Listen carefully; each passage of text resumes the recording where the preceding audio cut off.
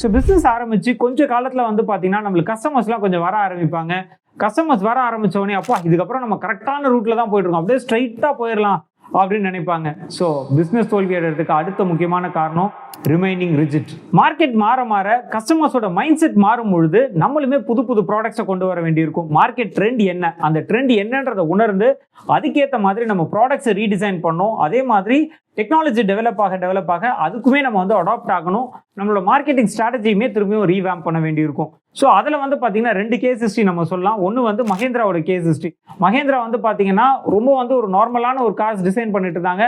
திடீர்னு ஒரு ஜீப் டைப்ல, அதாவது வந்து ஒரு ஸ்கார்பியோ வெஹிக்கிள் ஒன்று லான்ச் பண்ணியிருந்தாங்க. அது அவங்களுக்கு பெரிய ஹிட் ஆச்சு. அதே சமயம் இப்போ திரும்பவும் இவி வெஹிக்கிள்ஸ் வந்து நம்ம மார்க்கெட்ல வரும்பொழுது ஒரு ரொம்ப நல்ல ஒரு டிசைன்ல ட்ரெண்டுக்கு ஏற்ற மாதிரி ஒரு இவி வெஹிக்கிள் லான்ச் பண்ணியிருக்காங்க. அதே மாதிரி ட்ரெண்டுக்கு ஏற்ற மாதிரி அடாப்ட் ஆகணும் அப்படின்னு ஜாகுவாருமே அவங்களோட லோகோவை மாத்திருக்காங்க. இந்த மாதிரி நம்மளுமே நம்மளோட பிசினஸ்ல அடுத்து வரக்கூடிய ட்ரெண்டுக்கு ஏற்ற மாதிரி நம்மளுமே அதுக்கு அடாப்ட் ஆக வேண்டியிருக்கும். ஸோ நம்ம ரொம்ப ரிஜிடா நான் இதுதான் என்னோட ட்ரெடிஷனலா தான் நான் பிசினஸ் பண்ணுவேன் அப்படின்ற மாதிரி ரொம்ப ரிஜிடா இருந்தோம் அப்படின்னா நம்ம பிசினஸ்ல காணாம போயிடும்.